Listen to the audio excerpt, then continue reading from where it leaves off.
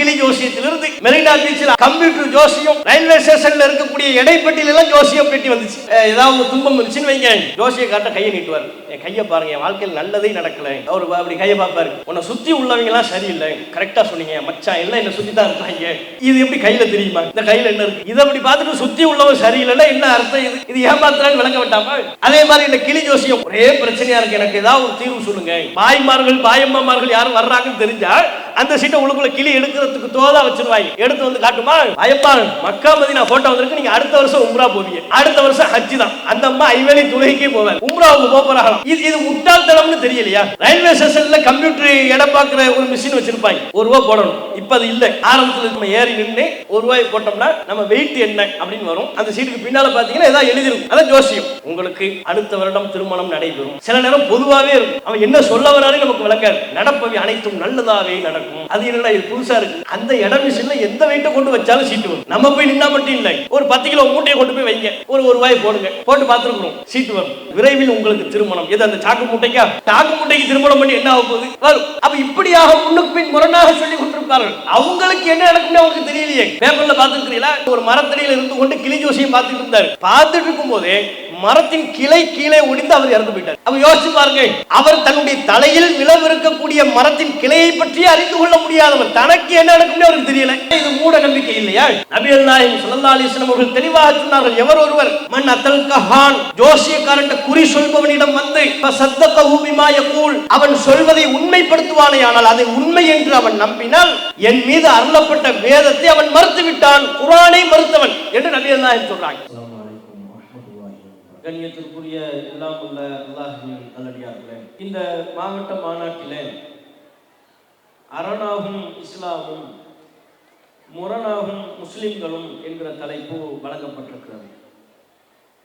இஸ்லாம் என்கிற இந்த மார்க்கம் முஸ்லிம்களுக்கு எவ்வாறு பாதுகாப்பு அரணாக விளங்குகிறது, ஆனால் அவற்றுக்கு நேர் எதிராக இஸ்லாம் சொல்லக்கூடிய அறிவுரைகளுக்கு முரணாக முஸ்லிம்கள் தன்னுடைய வாழ்க்கையை எப்படி அமைத்துக் கொள்கிறார்கள் என்கிற செய்தியினை சொல்வதுதான் இந்த தலைப்பினுடைய நோக்கம். உலகில் உள்ள மதங்களிலேயே இஸ்லாம் பல்வேறு தனிச்சிறப்புகளை கொண்ட ஒரு மார்க்கம். இஸ்லாம் தவிர்த்து பிற மதங்களை நீங்கள் எடுத்துக்கொண்டால் அந்த மதங்கள் அதனை உருவாக்கியவரின் பெயராலேயே அழைக்கப்படும். பௌத்த மதத்தை எடுத்துக்கொள்ளுங்கள். கௌதம புத்தர் அவர் சொன்ன கருத்துக்களையும் தத்துவங்களையும் தான் பௌத்தம் என்று சொல்கிறார்கள். அதனை உருவாக்கியவரின் பெயரிலேயே அந்த மதம் அழைக்கப்படுகிறது.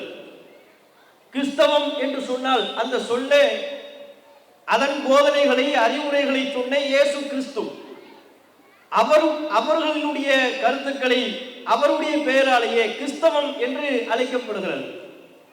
இப்படி உலகில் உள்ள ஏராளமான மதங்கள், கொள்கை, கோட்பாடுகள், அதனை எந்த நபர் அடையாளப்படுத்தினாரோ, ஒரு தனி நபர் அடையாளப்படுத்தி இருந்தால் அவரோடு அந்த மதம் அழைத்து சொல்லப்படுகிறது. ஒரு சமூகம் அடையாளப்படுத்தி இருந்தால் அந்த சமூகத்தோடு அடையாளப்படுத்தக்கூடிய மதங்களும் இருக்கிறது. இதிலிருந்து முற்றிலும் வேறுபட்டது இஸ்லாம். இஸ்லாம் என்கிற இந்த மார்க்கம் வெறுமனே ஒரு தனிநபரின் கருத்துக்கள் என்பது கிடையாது. யாரோ ஒரு நபர் சொன்னார், அவருடைய தனிப்பட்ட கருத்துக்கள் தான் இஸ்லாம் என்று எந்த ஒரு தனி நபருடைய பெயரோடு இவை அழைக்கப்படுவதில்லை. ஒரு சமூகத்தின் பெயருடனும் இவை அழைக்கப்படுவதில்லை. காரணம், இஸ்லாம் என்று சொல்லக்கூடிய இந்த மார்க்கம் அல்லாஹ்வின் புறத்திலிருந்து அந்த சராசரங்களையும் படைத்து மனிதர்களை படைத்து இயக்கி கொண்டிருக்கிற, உலகத்தை படைத்து இயக்கி கொண்டிருக்கிற இறைவனால் வழங்கப்பட்ட மார்க்கம். இறைவன் இந்த மார்க்கத்தை குறிப்பிட்ட ஒரு சமூகத்திற்கோ குறிப்பிட்ட மொழி பேசக்கூடிய மக்களுக்கோ வழங்கவில்லை.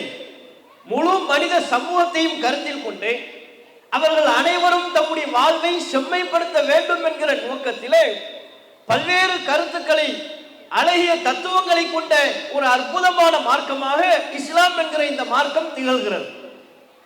நீங்கள் ஏனைய மதங்களை, கொள்கை, கோட்பாடுகளை எடுத்துக்கொண்டால் ஏதேனும் குறிப்பிட்ட துறை சார்ந்த கருத்துக்கள் மாத்திரம்தான் அந்த மதங்களிலே இருக்கும்.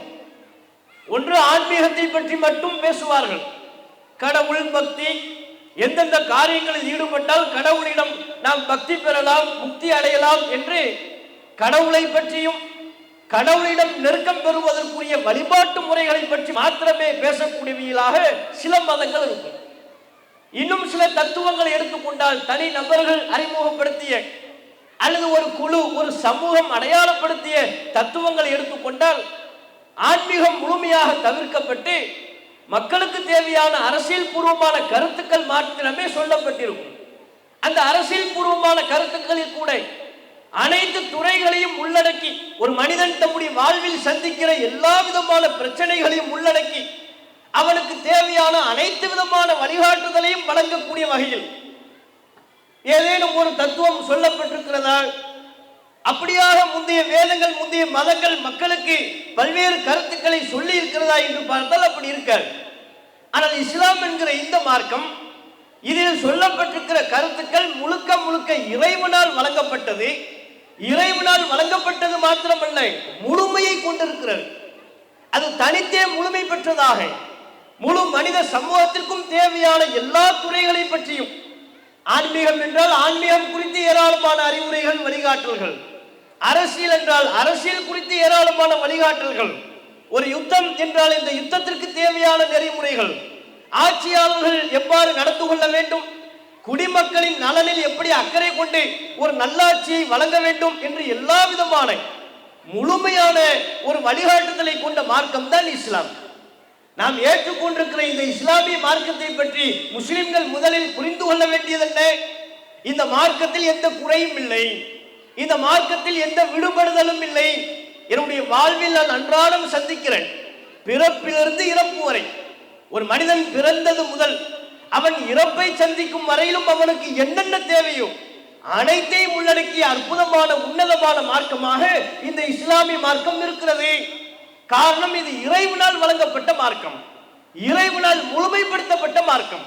அல்-யௌம அக்மல்து லக்கும் தீனக்கும் வ அத்மம்து அலைக்கும் நிஅமதி வ ரதீது லக்குமுல் இஸ்லாம தீனா. இன்றைய தினம் உங்கள் மார்க்கத்தை நான் முழுமைப்படுத்தி விட்டேன், இஸ்லாத்தை உங்களுக்குரிய தீனாக, வாழ்வியல் வழிமுறையாக பரிபூர்ணமாக நான் பொருந்திக் கொண்டேன் என்று அல்லாஹ் சொல்கிறான்.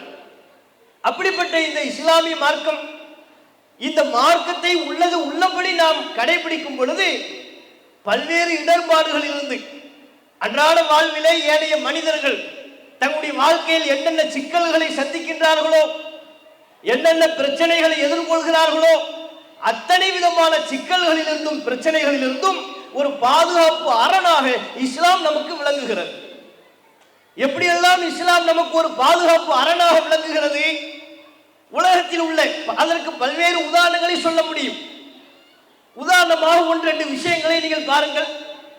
உலகத்தில் இன்றைக்கு நவீன காலகட்டத்தில் மனிதர்கள் சந்திக்கக்கூடிய மிக முக்கியமான பிரச்சனை என்று சொன்னால் அது சமத்துவமின்மை என்கிற பிரச்சனை தான். எந்த நாட்டிற்கு நீங்கள் சென்றாலும், உலகில் எந்த மூலைக்கு நீங்கள் சென்றாலும், அல்லது ஒரு ஊரில் உள்ள எந்த முடுக்கிற்கு நீங்கள் சென்றாலும் சரி, சமத்துவம் என்ற சமத்துவமாக நடத்தப்படுவதில் நவீன உலகிலும் பல்வேறு பிரச்சனைகள் இருக்கிறது. மொழி அடிப்படையில் பாகுபாடு காட்டப்படுகிறது, இனத்தின் பெயரால் பாகுபாடு காட்டப்படுகிறது, நிறத்தின் பெயரால் பாகுபாடு, பிறப்பின் பெயரால் பாகுபாடு. இந்த மொழி பேசினால் அவர் சிறப்பிற்குரியவர், உயர்ந்தவர், அந்த மொழி அல்லாத வேறு மொழிகளை பேசுபவர்கள் தாழ்ந்தவர்கள். அப்ப மொழியால் உயர்வு தாழ்வு கற்பிக்கக்கூடிய ஒரு சூழலை நவீன காலகட்டத்தில் பார்க்கணும். நிறத்தால் உயர்வு தாழ்வு கற்பிக்கக்கூடிய சூழலை பல்வேறு மேலை நாடுகளில் பார்க்கிறோம். அங்கே எல்லாம் எப்படியான ஒரு தீண்டாமை மனிதர்களுக்கு மத்தியில் கடைபிடிக்கப்படுகிறது? வெள்ளை நிறத்தில் யாரேனும் இருந்து விட்டால் அவர் சிறப்பு, அவர் சிறப்புக்குரியவர், அவர்தான் முழுமையான சகல உரிமைகளையும் பெறுவதற்கு முதல் தகுதி பெற்றவர். அதுவே கருப்பு நிறத்தில் அமைந்து விட்டால், அவனின் தோலின் நிறம் கருப்பாக இருந்து விட்டால் போதும், அவன் உரிமைகளில் பின்தங்கியவன், அவன் இரண்டாம் நிலை மூன்றாம் நிலை குடிமக்களாகத்தான் நடத்தப்பட வேண்டும். ஒரு வெள்ளை நிறத்தவனும் கருப்பு தோலை கொண்டவனும் ஒரே நேரத்தில் வந்து நிற்கிறார்கள். ஒரு சீட்டு தான் இருக்கு வாகனத்தில். இப்ப அந்த ஒரு சீட்டு யாருக்கு கொடுப்பாங்க? இருவரும் ஒரே நேரத்தில் வந்து சம உரிமையை பகிர்ந்து கொள்ளக்கூடிய நிலை இருந்தாலும் கூட நிறத்தின் அடிப்படையில் பாகுபாடு காட்டப்படுகிற நாடுகளிலே வெள்ளை நிறத்தவர்களுக்கு தான் முன்னுரிமை வழங்கப்பட்டது. கருப்பு தோலை கொண்டவன் நின்று கொண்டுதான் பயணிக்க வேண்டும். கழிப்பறையிலும் அப்படித்தான் தீண்டாமை கடைபிடிக்கப்பட்டது. ஒரு பொது கழிப்பறை என்று சொன்னால் அனைவரும் அங்கே போய் சமமாக பாவிக்க முடியாது. வெள்ளை நிறத்தவர்களுக்கு தனி கழிப்பறை, கருப்பு நிறத்தவர்களுக்கு தனி கழிப்பறை, நிறத்தின் அடிப்படையில் பாகுபாடு காட்டப்படுகிற சூழல் மேலை நாடுகளில் தலை தூக்கி இருந்த காலகட்டம். இன்றைக்கும் அப்படியான கொடுமைகளை அவ்வப்போது அவர்கள் சந்தித்துக் கொண்டுதான் இருக்கிறார்கள். இயல்பிலேயே அந்த சிந்தனை ஊட்டிவிட்டார்கள். இந்தியாவை அடிமைப்படுத்தியதற்கு பிறகு அந்த எண்ணத்தை இந்தியர்களுக்கு மத்தியிலேயும் அப்படியான ஒரு எண்ணத்தை உருவாக்கி விட்டார்கள். அவங்க தானே ஒரு பல வருஷ காலமா 200 வருஷமா ஆட்சி புரிந்தார்கள். 200 வருஷம் இந்தியாவை அடிமைப்படுத்தி ஆட்சி புரிந்த காலகட்டத்தில் அவர்களால் நுழைக்கப்பட்ட பல்வேறு செய்திகள்ல ஒண்ணு இந்த வெள்ளை நிறத்துக்கு கூடுதல் சிறப்பு. தோல்ல ஒருத்தன் கருப்பா இருக்கிற அவனை பார்த்தா என்ன மட்டமான ஆளு, அவர் மட்டமான ஆளு எப்படி முடிவு பண்ணிய, அவர் அறிவியல் குறைபாடு உள்ளவர் என்று எப்படி முடிவு செய்தார்கள்? அவர் என்ன படிச்சார்னு கேட்டாங்களா? என்னென்ன தகுதிகளை கொண்டிருக்கிறார் என்று அவரிடத்தில் விசாரிக்க மாட்டாங்க. கலர் கருப்பா இருந்துச்சுன்னா போதும். அதுவே வெள்ளையா இருந்துச்சுன்னா, வெள்ளையா இருந்தா அவன் நல்லவனா தம்பா இருப்பான், வெள்ளைக்காரதான் நல்லவன். கருப்பு கலர்ல உள்ளவனை நம்ப கூடாது, ஆள் பார்த்தாலே பயங்கரமா இருக்கிறான், இவனை நம்பலாமா இப்படிங்கிற எண்ணத்தை உருவாக்கி வைத்து விட்டார்கள். அதனாலதான் பார்க்க ஒரு ஆண் அழகு வெள்ளை நிறத்தில் இருக்கக்கூடிய ஒருவர் பெண் பார்க்கிறான்னு நீங்க சொல்லும் போதே சொல்லுவார், நல்ல செக்க செவேன்னு பாருங்க, சுண்டுனா ரத்தம் வரணும், சுண்டுனா ரத்தம் வர்ற அளவுக்கு எனக்கு வெள்ளையா பாருங்கன்றார். அதே போலத்தான் பெண் தரப்பிலையும் மாப்பிள்ளை பார்க்க சொல்லுகின்ற பொழுது எனக்கு வர்ற மருமகள் நல்ல வெள்ளை வெள்ளையன்னு இருக்கணும், தூரத்துல இருந்து பார்த்தா கூட அவர் தோலை வைத்தே நாங்கள் கண்டுபிடிக்க வேண்டும். இப்படியான ஒரு சிந்தனையை குணம் பின்னுக்கு தள்ளப்பட்டு விட்டது, அவனுடைய அறிவு பின்னுக்கு தள்ளப்பட்டு விட்டது, நிறம் முன்னிலைப்படுத்தப்பட்டு விட்டது. அவன் உருவாக்கி வைத்திருக்கிற விளையாட்டுகளில் கூட இப்படிப்பட்ட சிந்தனைகளை நம்மிடையே பரப்பினார்கள். செஸ் போர்டு இது அவன் உருவாக்குன, அவன் நமக்கு சொல்லி தந்துட்டு போன ஒரு விளையாட்டு தான். அந்த விளையாட்டுல பாருங்க 2 கலர் தான், கருப்பு வெள்ளை. ஃபர்ஸ்ட் யார் மூவ் பண்ணணும்? வெள்ளை கலர் காயின் யார் வச்சிருக்கிறாரோ அவர் தான் ஃபர்ஸ்ட் மூவ் பண்ணணும். ஏன்? வெள்ளைக்கு முன்னுரிமை. நம்மளை அடிமைப்படுத்தி வச்சிருந்த நேரத்தில் அவன் நமக்கு உருவாக்குனது என்ன? நான் வருவேன்பா, நீ நின்னா உனக்கு 2ஆம் உரிமை, எனக்கு தான் முதல் உரிமை. அந்த சிந்தனையை பொருத்துவதற்காக செஸ் விளையாட்டுல கூட வெள்ளை காயின் வச்சிருக்கிறியா, நீ தான் முதல்ல விளையாடணும். நீ கருப்பு காயின் தானே வச்சிருக்கிற, நீ 2வது விளையாடு, உனக்கு 2வது உரிமை என்று அந்த சிந்தனையை புகுத்தினார்கள். கேரம் போர்டு அது பிற்காலத்தில் அப்படிப்பட்ட ஒரு சிந்தனையை தழுவி கொண்ட ஒரு விளையாட்டு. கேரம் போர்டுல பாத்தீங்கன்னா பாயிண்ட்ஸ் வச்சு விளையாடுவாங்க. அதுல கருப்பு கலர் காயினும் இருக்கும், வெள்ளை கலர் இருக்கும், ஒரே ஒரு சிவப்பு கலர் காயின் இருக்கும். இப்போ பாயிண்ட்ஸ் வச்சு விளையாடுறவங்க கேட்டு பாருங்க, கருப்புக்கு எவ்வளவு பாயிண்ட்? 5 பாயிண்ட் போனா போதுன்னு 5. வெள்ளை கலர் காயின் இருக்குல்ல, அதுக்கு எத்தனை பாயிண்ட்? 10. சிவப்பு கலர்ல இருக்கிற ஒரே ஒரு காயின், அதுக்கு பாயிண்ட் எத்தனை? 25. அப்ப சிவப்பு கலர்ல இருந்தா 25. எது? ஏன்? சுண்டுனா ரத்தம் வருது இல்லை, இவன் கேட்டான்ல, சுண்டுனா ரத்தம் வரணும், அந்த கலர்ல இருக்கிறதுனால அதுக்கு 25. வெள்ளை கலர்ல இருக்கிறதுனால 10. கருப்பு கலர்ல இருந்தா அதுக்கு பாயிண்ட் கம்மி, மார்க் கம்மி. அப்ப விளையாட்டுகளில் கூட இப்படிப்பட்ட ஒரு எண்ணத்தை நமக்கு உருவாக்கி விட்டு சென்றார்கள். இது மேலை நாடுகளில் உள்ள வழக்கம். நம்ம நாட்டில் என்ன பிரச்சனை? நிறத்தின் அடிப்படையிலான பாகுபாடு குறைவா இருந்தாலும் பிறப்பின் அடிப்படையில் இந்த சாதியில் பிறந்து விட்டால் இவர் உயர்ந்தவர், அவருக்கு எல்லா விதமான தனிச்சிறப்பும் இருக்கிறது.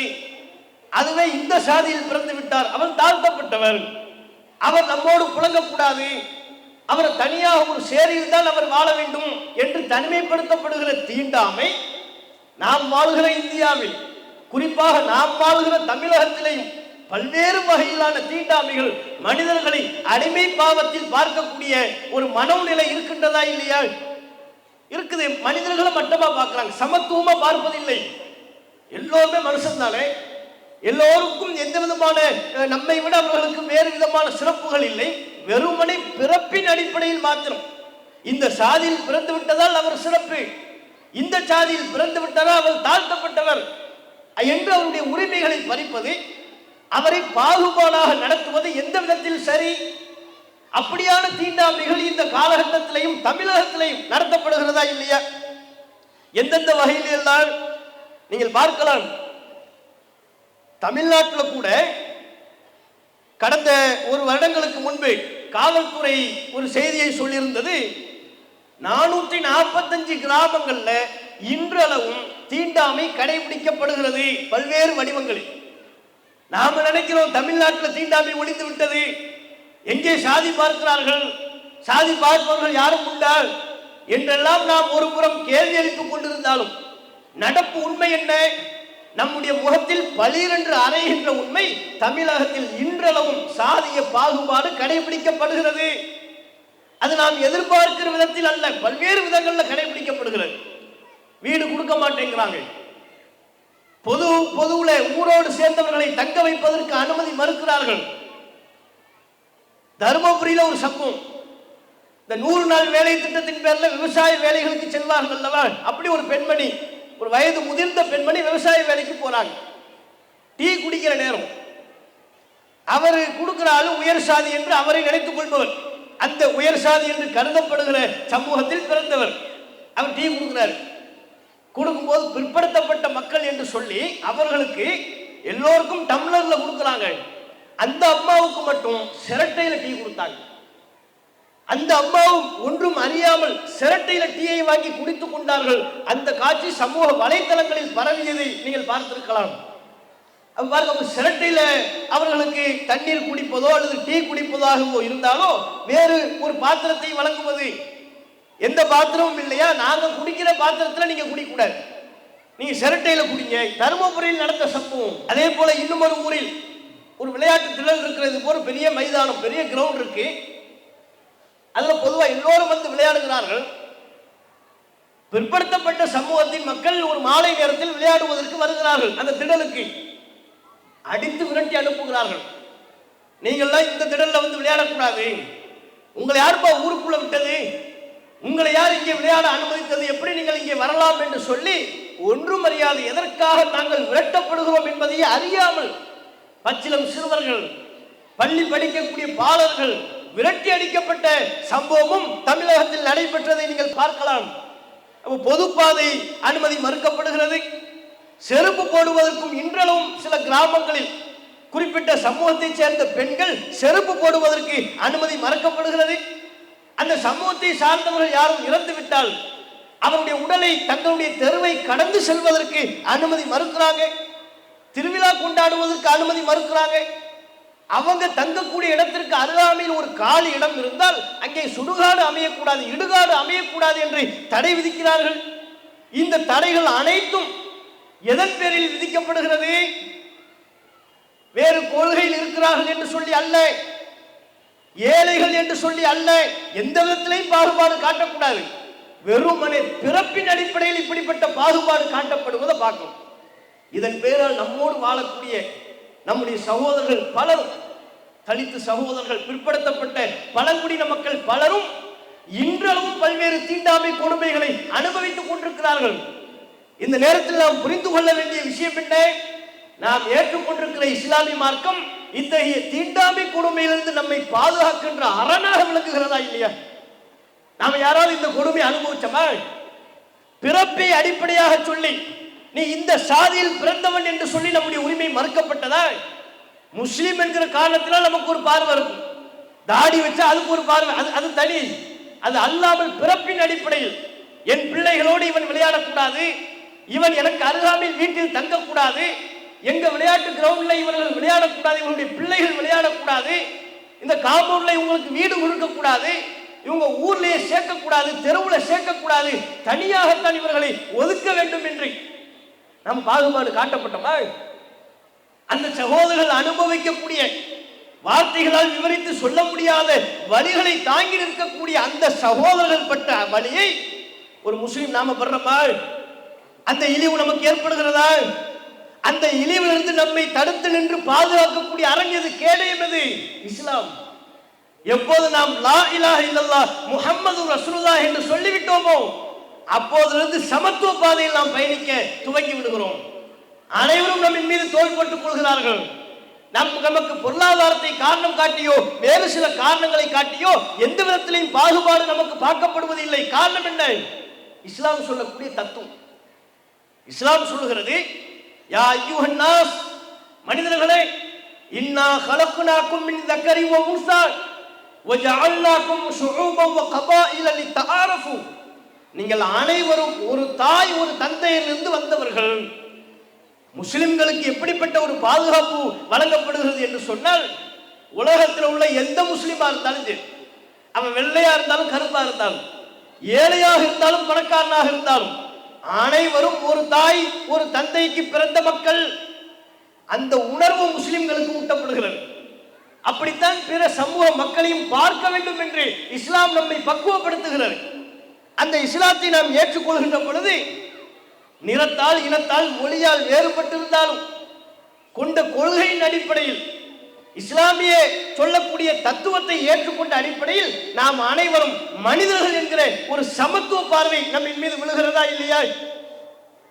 என்னைக்காவது உங்க பேரை கேட்டதுக்கு அப்புறம் நீங்க என்ன சாதின்னு கேட்டிருக்கிறாங்களா? நாமும் தமிழ்நாட்டில் பிறந்தவங்க தானுங்க. நம்முடைய ஒரு 5-6 தலைமுறைக்கு முன்னால உள்ளவர்கள் ஏதேனும் ஒரு சமூகத்தை, இந்த சாதி அடுக்கு நிலைகள்ல ஏதேனும் ஒரு அடுக்கு நிலையில் இருந்தவர்களாகத்தான் இருப்பார்கள். 5 தலைமுறைக்கு முன்னால, ஒரு 7-8 தலைமுறைக்கு முன்னால். ஆனா இப்ப நமக்கு தெரியுதா நம்முடைய முன்னோர்கள் எந்த சாதியிலிருந்து வந்தவர்கள் என்று நமக்கு தெரியுதா? ஒரு 2-3 தலைமுறைக்கு வந்தவங்களா இருந்தா தெரிவாங்க. புதிதாக 3 தலைமுறைக்கு முன்னால் உள்ளவர்கள் இஸ்லாத்தை ஏற்றுக்கொண்டால் அவங்ககிட்ட விசாரிச்சா சொல்லுவாங்க, நாங்கள்லாம் இந்த தேவர் சமூகத்திலிருந்து இஸ்லாத்துக்கு வந்தோம், நாங்க அதிலிருந்து இஸ்லாத்துக்கு வந்தோம், நாங்க நாடார்லேருந்து இஸ்லாத்துக்கு வந்தோம், நாங்க தலித்துகளிலிருந்து இஸ்லாத்துக்கு வந்தோம்னு ஒரு 3 தலைமுறைக்கு முன்னால் தான் தெரியும். 7 தலைமுறைக்கு முன்னால இருந்துச்சுன்னா, 10 தலைமுறைகளை கடந்து விட்டால் எந்த சமூகத்திலிருந்து எந்த சாதியிலிருந்து இஸ்லாத்தை நாம் ஏற்றோம் என்பதை நமக்கு மறக்கடிக்கப்பட்டு விடுகிறது. ஒவ்வொரு நாளும் 5 வேளை தொழுகையில் ஒன்று கொடுக்கிறோம். நமக்கு அருகாமையில் உள்ளவர்கள் யார் என்று நாம் பார்ப்பதில்லை. நமக்கு முன்னே நிற்பவர் யார், நமக்கு பின்னே நிற்பவர் யார் பார்ப்பதில்லை. சமத்துவ உணர்வு. நாம் அனைவரும் சமம். நாம் அனைவரும் இறைவனினுடைய கடவுளினுடைய அடிமைகள். இறைவனின் அடிமைகள் என்கிற வகையில் நாம் அனைவரும் சமமாக நடத்தப்பட வேண்டும் என்கிற உணர்வு நமக்கு ஊட்டப்படுதா இல்லையா? இந்த அருமையை நம்ம விளங்கி வச்சிருக்கிறோமா? இந்த தீண்டாமை கொடுமைகள் இருந்து, தீண்டாமை என்கிற இன அழிவிலிருந்து இஸ்லாம் என்கிற இந்த அருமருந்து தான் நம்மை தடுத்து பாதுகாத்து நிற்கிறது. இஸ்லாம் தான் எனக்கு இந்த கண்ணியத்தை வழங்கி இருக்கிறது. இஸ்லாம் தான் எனக்கு உயர்வை வழங்கி இருக்கிறது. உங்க பேரை நீங்க அப்துல் காதர்னு சொல்வீங்க, என்ன சாதின்னு கேட்க இயலாது. அப்துல் ரஹ்மான் என்ன சாதி சொல்ல முடியாது. அதே நீங்க குமார்னு வேற ஒரு பேரை சொல்லி பாருங்க, ராமசாமின்னு சொல்லி பாருங்க, இன்னும் வெவ்வேறு வேறு எந்த பெயர்களை நீங்கள் சொன்னாலும் உரையாடல்களின் இடையிலே அல்லது கடைசியில நீங்க என்ன சாதி, நீங்க எந்த சமூகத்திலிருந்து வந்தீங்க கேள்வி கேட்கப்படுவார்கள். நமக்கு அப்படிப்பட்ட கேள்வியே இல்லை. இந்த வகையில் இஸ்லாம் நமக்கு சாதிய கொடுமைகள் இருந்து, தீண்டாமை கொடுமைகள் இருந்து ஒரு மிகப்பெரிய பாதுகாப்பு அரணாக இஸ்லாம் விளங்குகிறது. நம்ம புரியணும், இஸ்லாத்தின் அருமை நம்ம புரியணும். அது மட்டுமா, இஸ்லாம் இன அழிவிலிருந்து தீண்டாமையிலிருந்து நம்மை பாதுகாப்பதோடு நம்முடைய அறிவை பாதுகாக்கிறது. ஏனெனில் இஸ்லாத்தை பொறுத்தவரை நபிகள் நாயகம் ஸல்லல்லாஹு அலைஹி வஸல்லம் அவர்கள் சொன்ன முதன்மை பிரச்சாரம் என்ன தெரியுமா? அல்லாஹ் தான் சூப்பர் பவர், சுப்பீரியர் பவர். லா இலாஹ இல்லல்லாஹ், வணக்கத்திற்குரியவன் அல்லாஹ்வை தவிர வேறு யாரும் இல்லை. அப்படின்னா அதனுடைய அர்த்தம் என்ன? நீ அல்லாஹ்வுக்கு மட்டும்தான் தலை சாய வேண்டும், அல்லாஹ்வுக்கு மட்டும்தான் வணங்கணும். அல்லாஹ்வை போல் இந்த உலகத்தில் வேறு எதுவும் இல்லை, யாரும் இல்லை. அல்லாஹ் தனித்த ஆற்றல்களை கொண்டவன். அவனுக்கு தூக்கம் இல்லை, அவனுக்கு பசி இல்லை, அவன் எல்லா காலத்தையும் அறிந்தவன். அவனுக்கு முடிவில்லை, ஆரம்பம் இல்லை, அவனுக்கு மனைவி இல்லை, பிள்ளைகள் இல்லை, அவனுக்கு இணை எந்த ஒரு பண்பிலும் அவனுக்கு இணையோ துணையோ உலகத்தில் எவரும் இல்லை. லைஸ கமிஸ்லிஹி ஷைஉன், அவனுக்கு நிகரானவர், அவனை போன்றவர் இந்த உலகத்தில் வேறு எதுவும் இல்லை என்கிற வகையில் நபிகள் நாயகம் நமக்கு அல்லாஹ்வை பற்றி போதிக்கிறார்கள். அல்லாஹ்வை நம்புற மாதிரி உலகத்தில் யாரையும் நம்பக்கூடாது. அல்லாஹ்வுக்கு மட்டும்தான் சூப்பர் பவர். அல்லாஹ் தன்னுடைய ஆற்றலை, தன்னுடைய பவரை வேறு எவருக்கும் அல்லாஹ் வழங்க மாட்டான். எந்த பொருளுக்கும் அல்லாஹ் கொடுக்க மாட்டான். நாளைக்கு என்ன நடக்கும், நாளை மறுநாள் என்ன நடக்கும், அடுத்த மாதம், அடுத்த வருடம், இப்படி மறைவான விஷயங்களை அறிந்து கொள்ளக்கூடிய ஆற்றல் அல்லாஹ் ஒருவனுக்குத்தான். இதுவெல்லாம் நபிகள் நாயகம் நமக்கு சொல்லி தந்த போதனைகள். அல்லாஹ்வின் தூதர் நமக்கு இஸ்லாத்தை சொல்லி தந்த அந்த போதனைகளை பார்க்கின்ற பொழுது உலகத்தில் எந்த ஒரு ஆன்மீகவாதியும் இந்த அளவிற்கு தெளிவாக ஒரு மதத்தை ஒரு மார்க்கத்தை கட்டமைத்ததே கிடையாது. காரணம் என்ன? இது இறைவனால் வழங்கப்பட்ட மார்க்கம். நீ பிற ஆன்மீகவாதிகள் எல்லாம் பாருங்க, அவங்க மதத்தை பரப்புகின்ற பொழுது தங்களுக்கென்று ஒரு விசேஷமான ஆற்றல் இருப்பதாக, கடவுளின் அவதாரம் என்று தங்களை சொல்லிக் கொள்வார்கள். தங்களை கடவுளின் அவதாரம் என்று சொல்லிக் கொண்ட பல்வேறு ஆன்மீக தலைவர்களை தமிழகம் கண்டிருக்கிறதா இல்லையா? அல்லது ஒரு கட்டத்தில் நானே கடவுள் என்று சொல்லிவிடுவார்கள். நான் தான் கடவுள் அப்படின்னு சொல்லுவாங்களா? அகம் பிரம்மாஸ்மி, நானே கடவுள். நீ ஏன்பா கடவுளை தேடிக்கிட்டு இருக்கிற? நான் தானப்பா கடவுள். அந்த கடவுள் அவ்வளவு காலமா எங்க இருந்தாரு? நம்ம தெருவுக்கு அடுத்த தெருவில் தான் இருந்தார். 5 வருஷத்துக்கு முன்னால் வரையிலேயும் சாதாரணமா இருந்திருப்பாரு, நம்மளோட சண்டை போட்டுக்கிட்டு இருந்திருப்பாரு. திடீர்னு பார்த்தா என்ன, நான் தான் கடவுள். இப்ப என்கிட்ட ஆசி வாங்க வாங்க எவ்வளவு பேரை பார்க்கிறோம். தொலைக்காட்சியில சமூக வலைத்தளத்தில் நீங்களே பார்த்திருக்கலாம். ஒரு தனியார் தொலைக்காட்சி நிறுவனத்தில், ஒரு தனியார் தொலைக்காட்சியில் குடும்ப சண்டைக்கு வந்த ஒரு பெண்ணு திடீர்னு என்னவாங்க, ஒரு 5 வருஷம் 6 வருஷம் பேக்கு என்ன நினைச்சு நம்ம வேறு விஷயங்களை கவனம் செலுத்தணும்னா, இப்ப எனக்கு கடவுள் சக்தி வந்து விட்டது, கடவுளுக்கு கல்யாணம். அப்ப முந்தி ஒரு ஆணோட வந்தீங்களே, அவர் யாரு? அந்த வாழ்க்கை வேறு, இந்த வாழ்க்கை வேறு. அந்த பாதையை நீங்கள் உங்களால் கண்டறிந்து கொள்ள முடியாது. இது வேறு பாதை என்ன இல்லாம சொல்லி மக்களை ஏமாத்துறாங்களா இல்லையா? அப்ப நானே தங்களுக்கு கடவுள் தன்மை இருப்பதாகவோ அல்லது தாங்களே கடவுள் என்றோ, கடவுளின் பல்வேறு விசேஷ குணங்கள் தம்மிடம் இறங்கிவிட்டதாகவோ மக்களுக்கு மத்தியில் அப்படித்தான் ஆன்மீகம் சொல்லக்கூடியவர்கள பார்க்கணும். ஆனா நபி நாயகம் ஸல்லல்லாஹு அலைஹி வஸல்லம் அவர்கள் சொன்ன போதனை என்ன தெரியுமா? அல்லாஹ்வை பத்திலாம் நமக்கு சொல்லிட்டு அல்லாஹ்வுக்கு ஈக்குவலா ரசூலுல்லாஹ்வை நாம நினைத்து விடக் கூடாது. நபி நாயகத்தை கூட அல்லாஹ்வுக்கு இணையாக நாம் கொண்டு சென்று விடக் கூடாது என்பதற்காக நெற்றி பொட்டில் அரைத்தால் போல் சொல்கிறார்கள், நான் உங்களை போன்ற ஒரு மனிதன், எனக்கு விசேஷ சக்தியெல்லாம் கிடையாது, நாளைக்கு என்ன நடக்கும் எனக்கு தெரியாது. ரசூலுல்லாஹ் அல்லாஹ் சொல்றான், குல் நபியே நீங்க மக்களுக்கு சொல்லுங்க, இன்னமா அன பஷரும் மிஸ்லுக்கும், நானும் உங்களை போன்ற ஒரு மனிதன் தான், நான் உங்களிலிருந்து வேறுபடுவது இறைவனின் புறத்திலிருந்து எனக்கு இறை செய்தி அருளப்படுகிறது, அவ்வளவுதான். அல்லாஹ்விடமிருந்து நான் செய்தியை மெசேஜை வாங்கி உங்களுக்கு சொல்றேன், மற்றபடி நான் உங்களை போன்ற ஒரு மனிதன்.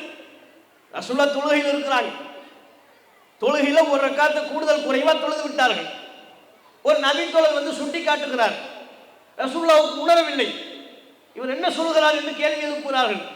மக்கள் சொல்கிறார்கள், ஆம் அல்லாஹ்வின் தூதரே, தொழுகை நீங்கள் கூடுதலாக குழவித்து விட்டீர்கள். அப்படியா, வாங்க திரும்பி வாங்க. அந்த தவறுக்கு பரிகாரம் தேடுறாங்க. அதன் இறுதியில் சொன்னார்கள், நான் உங்களை மாதிரி ஒரு மனுஷன் தானே, அன்சா கமா தன்சவுனை, நீங்கள் தொழுகையில் இருக்கின்ற பொழுது ஏனைய நேரங்களில் எப்படி உங்களுக்கு மறதி ஏற்படுமோ அதுபோல் எனக்கும் மறதி ஏற்படும், நானும் மறப்பேன், சில விஷயங்களை விட்டுருவேன், மறந்துடுவேன். மறந்தா எனக்கு சுட்டி காட்டுங்க. தொழுகையிலேயே ஒரு ரக்காத்தை நான் குறைத்து விட்டாலோ அல்லது அதிகப்படுத்தி விட்டாலோ எனக்கு நீங்கள் சுட்டி காட்ட வேண்டும் என்று நபிகள் நாயகம் சொன்னார்கள். தன்னை ஒரு மனித புனிதர் என்ற ஒரு பிம்பத்தை அல்லாஹ்வின் தூதர் கட்டமைக்கவே இல்லை. காரணம் என்ன? இஸ்லாம் அல்லாஹ்வுடைய இடத்துல வேறு யாரையுமே கொண்டு போய் வைக்க கூடாது என்று சொல்கிறது. ஒவ்வொரு பொருளையும் அந்தந்த பொருளாகவே பாவிக்க சொல்கிறது. மூட நம்பிக்கை என்ற ஒரு தவறான நம்பிக்கைக்கு இஸ்லாத்தில் இடமே இல்லை என்று நபிகள் நாயகம் ஸல்லல்லாஹு அலைஹி வஸல்லம் அவர்கள் நமக்கு போதிக்கிறார்கள். ஒரு விஷயத்தை நாம் நம்புவதோ, ஒரு மனிதனை நம்புவதாக இருந்தாலோ, ஒரு பொருளை பற்றி நம்புவதாக இருந்தாலோ, அந்த மனுஷனுக்கு என்ன தன்மை இருக்கு, கண்ணுக்கு முன்பாக அவன் என்னென்ன ஆற்றல்களை பெற்றிருக்கிறான், என்னென்ன சக்தி அவனுக்கு இருக்கு, கண்ணுக்கு முன்பாக எதை நம்ம பார்க்கிறோமோ அதைத்தான் நம்பணும்.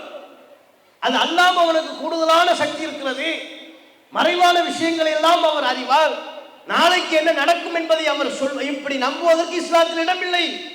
நபிகள் நாயகம் ஸல்லல்லாஹு அலைஹி வஸல்லம் அவங்க சொல்றாங்க, எனக்கு மறைவானது தெரியாது, ஆலிமுல் கைப் ஃபலா யுஹிரு அலா கைபிஹி அஹதா, இறைவன் ஒருவன் தான் மறைவானவற்றை அறிபவன், அந்த மறைவான விஷயங்களை அவன் வேறு யாருக்கும் சொல்லிக் கொடுப்பதில்லை. அல்லாஹ்வுக்கு தெரிஞ்ச விஷயம் பாது, மறைவானது அல்லாஹ் யாருக்கும் சொல்ல மாட்டான். சொல்வதாக இருந்தால் தான் தேர்வு செய்த இறை தூதர்களுக்கு மக்களுக்கு சொல்ல வேண்டும் என்பதற்காக கற்றுக் கொடுப்பான். இப்போ உலகம் அழிவதற்கு முன்பாக வரக்கூடிய அடையாளங்களை நபிகள் நாயகம் மூலமாக அல்லாஹ் நமக்கு சொல்லி தந்தானா இல்லையா? இது மாதிரி இதை தவிர்த்து நாளைக்கு என்ன நடக்கும் பாரு, நாளை மறுநாள் மழை பெய்யும், உனக்கு அடுத்த வருஷம் வாழ்க்கையில் இப்படி ஒரு துன்பம் நடக்கும், 5 மாசத்துக்கு பிறகு உனக்கு ஒரு நல்லது நடக்கும், இப்படிலாம் யாராலையும் சொல்ல முடியாது. நபிகள் நாயகம் சொன்னாங்க, லவ் குன்து அஅலமுல் கைப், மறைவான ஞானம் எனக்கு இருக்கும் என்று எனக்கு தெரியும் என்றால் லஸ்தக்தர்து மினல் கைர், என் வாழ்க்கையில நான் அதிகமா நன்மையவே சம்பாதிச்சிருப்பேன். உமா மஸ்ஸனிய சூ, என் வாழ்க்கையில் எந்த ஒரு துன்பமும் எனக்கு ஏற்பட்டிருக்காது. நாளைக்கு என்ன நடக்கும்னு தெரியும்னா வரக்கூடிய துன்பங்களை எல்லாம் முன்கூட்டியே கண்டுகொள்ளலாமா இல்லையா? அதுல இருந்து நம்மை நாம் பாதுகாத்துக் கொள்ள முடியுமா முடியாதா? முடியும். அப்ப ரசூலுல்லாஹ் சொல்றாங்க, என் வாழ்க்கையில் பாருங்க எவ்வளவு கஷ்டம், என் வாழ்க்கையில எவ்வளவு இன்னல்களை இடர்பாடுகளை நான் சந்திச்சிருக்கிறேன். அதெல்லாம் எதனால? எனக்கு நாளைக்கு என்ன நடக்கும்னு தெரியாது, மறைவான ஞானம் எனக்கு இல்லை, அல்லாஹ் ஒருத்தனுக்கு தான் என்று நபிகள் நாயகம் போதித்தார். இதுதான் இஸ்லாத்தின் போதனை. இப்படி இஸ்லாம் சொல்லக்கூடிய போதனை நாம் நம்புவோமையானால் நம்முடைய அறிவு பாதுகாக்கப்படும், நம்முடைய பொருளாதாரம் பாதுகாக்கப்படும். இதற்கு முரணாக முஸ்லிம்கள் நடந்து கொள்கிற காரணத்தினால்தான் தங்களுடைய ஈமானை இழப்பதோடு அறிவையும் இழந்து பொருளாதாரத்தையும் இழக்கிறாங்க. பல விஷயம் உதாரணங்களை சொல்ல முடியும். ஜோசியம் ஒன்று எடுத்துக்கங்க. ஜோசியத்தை நம்பக்கூடியவர்கள் முஸ்லிம்கள் இருக்கிறாங்களா இல்லையா? இருக்கிறாங்க. கிளி ஜோசியத்திலிருந்து கிளியை தானே அடைச்சு கூண்டுக்குள்ள வைக்க முடியும். புலி ஜோசியம் எவனா சொல்றான, ஒரு புளியை கூண்டுக்குள்ள வச்சு அடைச்சி அதை விட்டு ஒரு சீட் எடுக்க சொல்ல பார்க்க முடியாது. கிளினா பிடிச்சி கையால பிடிச்சி கூண்டுக்குள்ள அடைச்சிக்கலாம். அப்ப கிளி ஜோசியத்திலிருந்து மெரினா பீச்சில் ஆளாளுக்கு உட்கார்ந்து சீட்டு சொல்லக்கூடிய ஜோசியம், கம்ப்யூட்டர் ஜோசியம், ரயில்வே ஸ்டேஷன்ல இருக்கக்கூடிய எடைப்பட்டியெல்லாம் ஜோசியம் பெட்டி வந்துச்சு. அதெல்லாம் என்ன இல்லை, நாளைக்கு என்ன நடக்கும், ரயில்வே பெட்டி இருக்குல்ல, இவருக்கு ஏதாவது துன்பம் இருந்துச்சுன்னு வைங்க, ஜோசியை காட்ட கையை நீட்டுவார். என் கையை பாருங்க, என் வாழ்க்கையில் நல்லதே நடக்கலை, என்ன அவர் அப்படி கையை பார்ப்பாரு. உன்னை சுற்றி உள்ளவங்கலாம் சரியில்லை, கரெக்டாக சொன்னீங்க, மச்சான் எல்லாம் என்னை சுற்றி தான் இருக்காங்க. இது எப்படி கையில் தெரியுமா? இந்த கையில் என்ன இருக்கு? இதை அப்படி பார்த்துட்டு சுற்றி உள்ளவன் சரியில்லைன்னா என்ன அர்த்தம்? இது ஏமாத்துறான்னு விளங்க வேண்டாமா? அதே மாதிரி இந்த கிளி ஜோசியம், கூண்டுக்குள்ள கிளி இருக்கும். இவர் வருவார், ஒரே கஷ்டமா இருக்கு, எவனுக்கு வீட்டில் டென்ஷனா இருக்கும், பிரச்சனையா இருக்கும், இவன் எங்க போகணும்னு தெரியாம கிளி ஜோசியை காட்டு வந்துடுவான். ஒரே பிரச்சனையா இருக்கு, எனக்கு ஏதாவது ஒரு தீர்வு சொல்லுங்க. கிளியை கூப்பிடுவார். ஆமா, கிளிக்கு வேற ஒரு பேர் வச்சிருப்பார். ஆமா, நீ பாய்க்கு ஒரு சீட் எடு, பாயம்மாவுக்கு ஒரு சீட் எடுத்து கொடு, அது வரும். அது வாயில என்ன சீட்டு சிக்குதோ அதுதானே. அது கரெக்டா மக்கா மதீனா போட்டோ வச்சிருப்பாங்க. இவங்க பாய்மார்கள் பாயம்மார்கள் யாரும் வர்றாங்கன்னு தெரிஞ்சா அந்த சீட்டை உள்ளுக்குள்ள கிளி எடுக்கிறதுக்கு தோதா வச்சிருவாங்க. எடுத்து வந்து காட்டுமா, பாயப்பா மக்கா மதீனா போட்டோ வந்திருக்கு, நீங்க அடுத்த வருஷம் உம்ரா போவீங்க, அடுத்த வருஷம் ஹஜ்ஜி தான். அந்த அம்மா ஐவேளை தொழுகைக்கே போவாங்க, உம்ராவுக்கு போறாங்களாம். அதுவும் நம்பி அப்படியா மாஷா சூப்பர் அப்படின்னு போயிடுவாங்க. ஒரு நிம்மதி. இது முட்டாள்தனம்னு தெரியலையா? ரயில்வே ஸ்டேஷன்ல கம்ப்யூட்டர் இடம் பார்க்குற ஒரு மிஷின் வச்சிருப்பாங்க. ₹1 போடணும். இப்போ அது இல்லை. ஆரம்பத்தில் வச்சு ₹1 போட்டோம், ஏறி நின்று ₹1 போட்டோம்னா நம்ம வெயிட் என்ன அப்படின்னு வரும். பின்னால் ஒரு சீட் இருக்கும், அந்த சீட்டுக்கு பின்னால் பார்த்தீங்கன்னா ஏதாவது எழுதிருக்கும். அதான் ஜோசியம். உங்களுக்கு அடுத்த வருடம் திருமணம் நடைபெறும். சில நேரம் பொதுவாகவே இருக்கும், அவன் என்ன சொல்ல வரானே நமக்கு விளக்காது. நடப்பவை அனைத்தும் நல்லதாகவே நடக்கும். அது என்னடா இது புதுசாக இருக்கு, புதுசு புதுசாக எதையாவது ஒன்று சொல்லிக்கிட்டு இருப்பாய். பொதுவாகவே சொல்றது. அந்த இடம் மிஷின்ல எந்த வெயிட்டை கொண்டு வச்சாலும் சீட்டு வரும். நம்ம போய் நின்னா மட்டும் இல்லை, ஒரு 10 கிலோ மூட்டையை கொண்டு போய் வைங்க, ஒரு ₹1 போடுங்க, போட்டு பார்த்துருக்குறோம், சீட்டு வரும். கவலையப்படாதீர்கள், விரைவில் உங்களுக்கு திருமணம். எது அந்த சாக்கு மூட்டைக்கா? சாக்கு மூட்டைக்கு திருமணம் பண்ணி என்ன ஆக போகுது? வரும். ஒரு சின்ன வயசு பையனை, ஒரு 3ஆம் வகுப்பு படிக்கிற ஒரு பையனை கூட நிப்பாட்டுங்க, ₹1 போடுங்க, அடுத்த வருடம் உங்களுக்கு குழந்தை பிறக்கும். அவனே ஒரு குழந்தைடா, அவனே ஒரு குழந்தை, அவனுக்கு எப்படி குழந்தை பிறக்கும்? அப்ப நாமே நின்று நீங்க ஒரு நபரை பல முறை பரிசோதித்து பார்ப்பீர்களே, ஆனால் அது கம்ப்யூட்டர்ல பரிசோதித்து பார்த்தாலும் சரி, அல்லது கிளி ஜோசியம் சொல்றாங்கல்ல அவங்ககிட்ட பரிசோதித்து பார்த்தாலும் சரி, பொய்ன்னு உங்களுக்கே விளங்கிடும். நீங்க ஒரு முறை ஏறி நின்று விட்டு இறங்கி திரும்பவும் ஏறி நின்றுங்கள், முன்பு சொல்லப்பட்டதுக்கு முரணா வரும். மெரினாவில் ஜோசியம் அங்கங்க நின்று ஜோசியம் பார்த்துக்கிட்டு இருக்கிறாங்கல்ல, ஒரு ஃபர்ஸ்ட் ஒரு ஜோசியம் பார்த்து வாங்க, எனக்கு கல்யாணமே அவளை என்ன செய்யணும்னு கேளுங்க. முதல் சொல்லிடுவாங்க, 1/4 மணி நேரம் போட்டு விலைக்கு நம்ம கிட்ட இருந்து அந்த ₹50 வாங்குறதுக்கு 1/4 மணி நேரமா பிரச்சாரம் நடக்கும். திரும்ப அப்படியே ஒரு ரவுண்டு சுத்திட்டு திரும்ப வந்து எனக்கு பிள்ளையே பிறக்கல அப்படின்னு சொல்லி கேளுங்க, அதுக்கு ஒரு தீர்வை சொல்லிக்கிட்டு இருப்பாங்க. அப்ப இப்படியாக முன்னுக்கு பின் முரணாக சொல்லி கொண்டிருப்பார்கள். அவங்களுக்கு என்ன நடக்கும்னு அவங்களுக்கு தெரியலையே. பேப்பர்ல பார்த்துருக்கிறீங்களா? கிளி ஜோசியம் பார்த்துக்க, ஒரு மரத்தடியில் இருந்து கொண்டு கிளி ஜோசியம் பார்த்துட்டு இருந்தாரு. பார்த்துட்டு இருக்கும் போதே மரத்தின் கிளை கீழே ஒடிந்து அவர் இறந்து போயிட்டார். எந்த மரத்து கீழே இருந்து வருஷ கணக்கில் கிளி ஜோசியம் பார்த்து சொல்லிக்கிட்டு இருந்தாங்களோ அந்த மரத்திலிருந்து ஒரு கிளை ஒடிந்து ஒரு தலை மேல விழுந்துருச்சு. அங்கே ஆள் ஸ்பாட் அவுட். அப்ப யோசிச்சு பாருங்க, அவர் தன்னுடைய தலையில் விழவிருக்கக்கூடிய மரத்தின் கிளையை பற்றி அறிந்து கொள்ள முடியாதவர். தனக்கு என்ன நடக்கும்னு அவருக்கு தெரியல, அடுத்த வினாடி என்ன நடக்கும் என்பது அவருக்கு தெரியவில்லை. ஆனால் மனிதர்களுக்கு, எளிய மனிதர்களுக்கு நாளைக்கு என்ன நடக்கும், அடுத்த மாசம் என்ன நடக்கும், அடுத்த வருஷம் என்ன நடக்கும் இப்படின்னு சொன்னா இது மூட நம்பிக்கை இல்லையா? இதை நம்புவது ரசூலுல்லாஹ் இதை நம்ப சொன்னாங்களா? நபிகள் நாயகம் ஸல்லல்லாஹு அலைஹி வஸல்லம் அவர்கள் தெளிவாக சொன்னார்கள், எவர் ஒருவர் மன் அத்தல் கஹான், ஜோசியக்காரன் குறி சொல்பவனிடம் வந்து ஃபஸத்தகஹு பிமா யகூல், அவன் சொல்வதை உண்மைப்படுத்துவானே ஆனால் அதை உண்மை என்று அவன் நம்பினால் என் மீது அருளப்பட்ட வேதத்தை அவன் மறுத்து விட்டான், குர்ஆனை மறுத்தவன் என்று நபிகள் நாயகம் சொல்றாங்க. நீ எதுக்கு இறை வேதத்தை நம்புற? நீ குர்ஆனை நம்பி உனக்கு என்ன புண்ணியம்? குர்ஆன் உனக்கு எதனை நம்ப சொன்னது? எப்படிப்பட்ட ஒரு வாழ்வை உனக்கு வாழ சொன்னது? மூட நம்பிக்கைகள் அற்ற, அறிவை பாதுகாத்துக் கொள்ளக்கூடிய, மனிதனை மனிதனாக மட்டுமே பார்க்கக்கூடிய ஒரு அற்புதமான அறிவாற்றலை இஸ்லாம் நமக்கு போதித்திருக்கும் பொழுது அதுக்கு மாத்திரமா இப்படி மூட, இது மாத்திரம் இல்லைங்க. முஸ்லிம் சமூக மக்கள் மத்தியில் இருக்கக்கூடிய மூட நம்பிக்கையை பார்த்தோம்னா அதை பத்தியே ஒரு பெரிய புக்கு போடலாம். வீட்டுக்கு முன்னால ஒரு திருஷ்டி கல், முன்னால எல்லாம் தொங்கும் பார்த்துருக்கீங்களா? வீட்டுக்கு முன்னால ஒரு திருஷ்டி கல் தொங்கும். புதுசா வீடு கட்டுறாரு வைங்க, அதுக்கு ஒரு பொம்மையை, ஒரு பெரிய பூசணிக்காய், அந்த பூசணிக்காவுக்கு கண்ணு மூக்கு எல்லாம் வரைஞ்சி அதை தொங்க விட்டுருவாங்க. பார்த்தா என்னவா, அது கண்ணு பட்டு வீட்டுக்கு பாதிப்பு வந்துடக்கூடாது, அதுக்காகத்தான். கண் திருஷ்டி ஏற்பட்டுரும். கண் திருஷ்டினா என்ன, கண்ணு பார்த்து அந்த வீடு என்னமோ ஆயிருமா. அவர் பார்த்தா என்ன இப்படி பக்கத்தில் சூப்பர் வீடை கட்டி விட்டான்னு சொல்லிவிட்டா வீடு இடிஞ்சு விழுந்துருமா. அதை தடுப்பதற்காக வேண்டிதான் இந்த திருஷ்டி கல், அதை தடுப்பதற்கு தான் இந்த பூசணிக்காய். குழந்தைகளுக்கு பார்த்தீங்கன்னா கன்னத்தில் கருப்பு கலர் மை வைப்பாங்க. பிறந்த குழந்தை வெளியே அழைத்து செல்லக்கூடிய நேரத்தில் கருப்பு கலர் ஒரு மை. இந்த கருப்பு கலர் மை எதுக்குன்னு கேளுங்க, பிள்ளைய நிறைய பேர் பார்ப்பாங்க, அழகா இருக்கு நல்லா இருக்குன்னு சொல்லிட்டா கண்ணு பற்றும், கண் திருஷ்டி படக்கூடாது என்பதற்கு இந்த பொட்டு. அப்போ ஒரு கண்ணில் இருந்து ஏதோ ஒரு சக்தி வர்ற மாதிரியும், அதனால் அவர்களுக்கு ஒரு பாதிப்பு ஏற்படுவதை போலவும், அந்த பாதிப்பிலிருந்து தடுப்பதற்கு இந்த பொட்டை வச்சுட்டா தடுக்கப்பட்டுருமா? அப்ப நம்ம என்ன நம்புறோம்? நம்ம வாழ்க்கையில் ஏற்படக்கூடிய நன்மை தீமை அனைத்தும் அல்லாஹ்வின் புறத்திலிருந்து ஏற்படுகிறது. அல்லாஹ் நமக்கு ஒரு நன்மையை தர வேண்டும் என்று நாடிவிட்டால் அதை தடுப்பவன் யார்?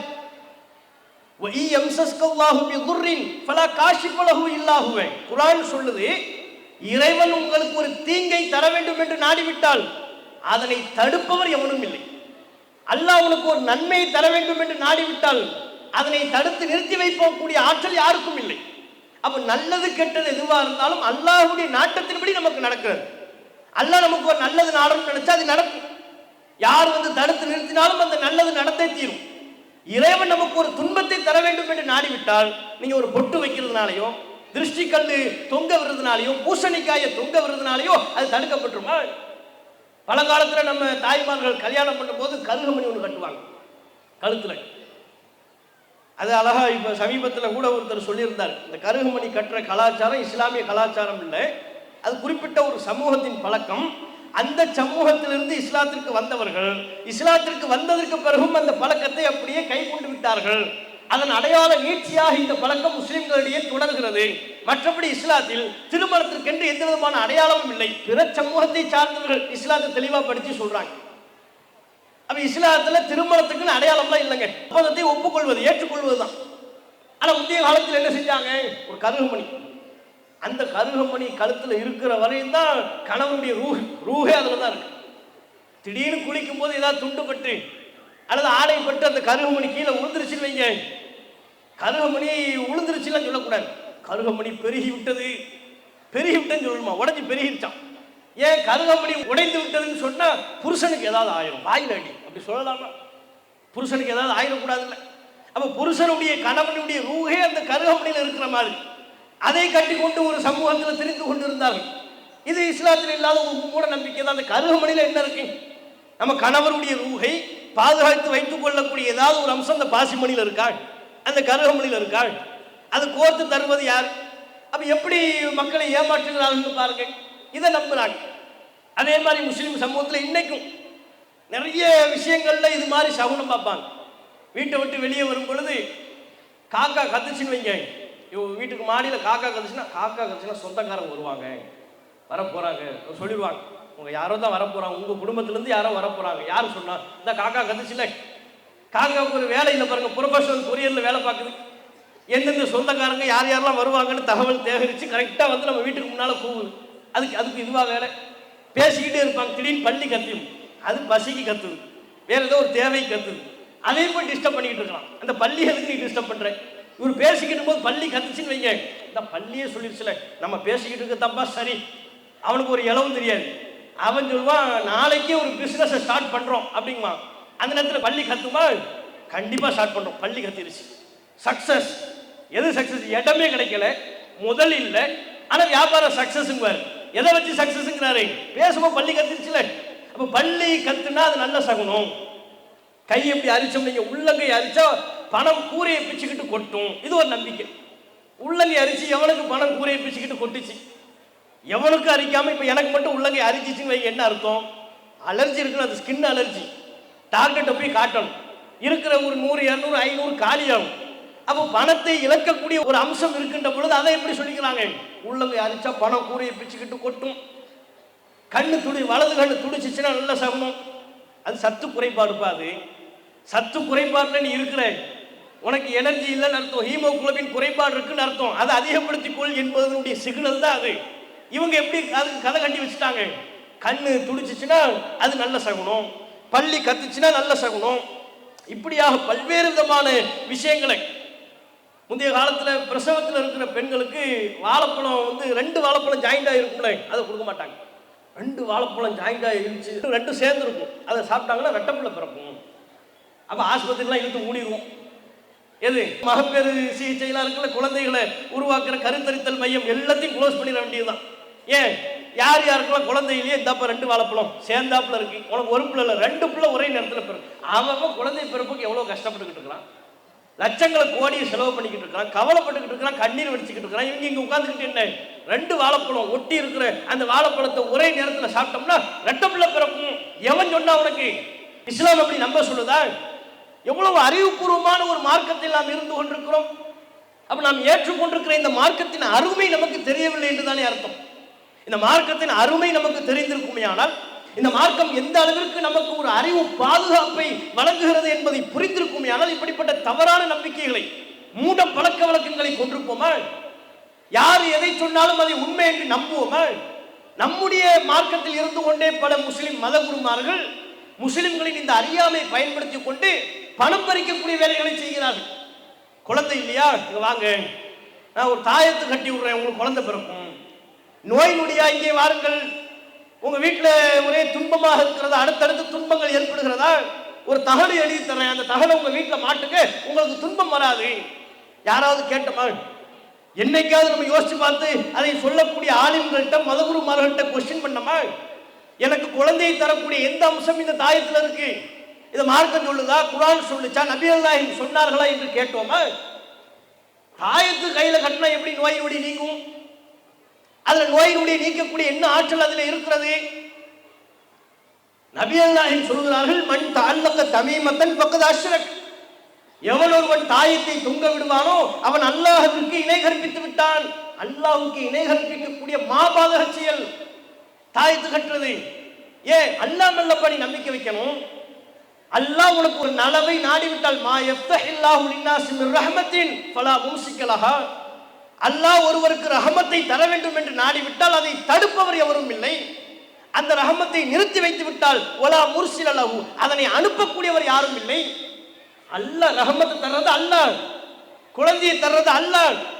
யஹபு லிமன் யஷாஉ இனாசன் வ யஹபு லிமன் யஷாஉ ذுகூர் அவ் யுஸவ்விஜுஹும் ذுக்ரான வ இனாசா வ யஜஅலு மன் யஷாஉ வகீமா. பெண் பிள்ளைகளை அல்லாஹ் தான் நாடியவர்களுக்கு கொடுக்கிறான், தான் நாடியவர்களுக்கு ஆண் பிள்ளையை கொடுக்கிறான், தான் நாடியவர்களுக்கு 2ஐயும் சேர்த்து கொடுக்கிறான், தான் நாடியவர்களுக்கு குழந்தை பேர் இல்லாதவர்களாக ஆக்கி விடுகிறான். எல்லாம் அல்லாஹ்வுடைய நாட்டம். முடிவு பண்றது நான்கிறான். அல்லாஹ் சொல்கிறான், உனக்கு குழந்தையை தருவது நான், உனக்கு நோயை தருவது நான், உனக்கு ரஹமத்தை பொழிவது நான். என்ன நம்பு? அல்லாஹ் மேல வைக்க வேண்டிய நம்பிக்கை ஒரு தாயத்தின் மீது, அற்ப தகடின் மீது வைப்பதா? அந்த தாயத்தை கையில கட்டிட்டா முடிஞ்சு போச்சா, எதுவுமே வராது, பிரச்சனையே இல்லையா? அந்த நம்பிக்கையில தான் வளைச்சு வளைச்சு தாயத்து, இடுப்புல ஒரு தாயத்து. முந்தைய காலத்துல ரொம்ப, இப்பதான் கொஞ்சம் குறைஞ்சிருக்கு. முந்தைய வெளிநாட்டுக்கு இவர் போனான்னு வைங்க, அந்த மெட்டலை வச்சு செக் பண்ணோம்னா அங்கங்க கீக்கின்னு சத்தம் கேட்கும். ஏன்? இடுப்புல ஒரு 2 தாயத்து கண்டிப்பா. வெளிநாட்டுக்கு வேற போறாருல, கடலுக்கு மேல முதல் பயணம், விமானம் கீழே விழுந்துடக்கூடாது, விமானத்துக்கு சேர்த்து ஒரு தாயத்து கட்டிட்டு போயிடுவார். 3 சுத்து 4 சுத்து. எது? விமானத்துக்கு தாயத்து கட்டுறதுக்கு பதிலாக அந்த சைஸுக்கு இவர் இடுப்புல ஒரு 3 சுத்துல ஒரு தாயத்து கட்டியிருப்பார். இடுப்புல ஒரு தாயத்து, கையில இந்த பக்கம் ஒரு தாயத்து, இங்க ஒரு தாயத்து கட்டியிருப்பார், இங்க ஒரு தாயத்து, வளைச்சு வளைச்சு ஒரு சுமார் ஒரு 2 கிலோவுக்கு தாயத்து கட்டியிருப்பான். அது ஏதாவது புண்ணியம் இருக்காதுல்ல? அது இஸ்லாத்திற்கு புறம்பான நம்பிக்கை இல்லையா? முஸ்லிம்கள் அது புரியணுமா இல்லையா? அது மாதிரி வீட்டில் அந்த தகடை வச்சுட்டாங்கன்னா எப்படி வீட்டுக்கு எப்படி பறக்கத்து? அந்த தகடில் என்ன இருக்கு? பறக்கத்தை கொண்டு வருவதற்கு அந்த தகடில் என்ன இருக்கிறது? சும்மா கிறுக்கி வச்சிருக்கிறான். அவனுக்கு அது கிறுக்கி வச்சதை யார்ட்டையா கொண்டு போய் கொடுங்க, படிச்சு கேட்டுங்க, படிச்சு சொல்ல முடியுமா? அதை வீட்டில் ஃப்ரேம் போட்டு மாட்டுறாங்களா, அந்த தகடில் என்ன இருக்கிறது? அதை படிக்க கூட முடியுமா? என்ன இருக்கிறது என்று படிக்கவும் முடியாத அளவிற்கு எதையோ கிறுக்கி வைக்கிறார்கள். அதை வீட்டில் வச்சா பறக்கத்தை நம்புறாங்க, அதை வீட்டில் வச்சா ரஹமத்து வரும் என்று நம்புகிறார்கள், வியாபாரத்தில் நஷ்டம் ஏற்படாது என்று நம்புகிறார்கள். எப்படி அது சாத்தியம்?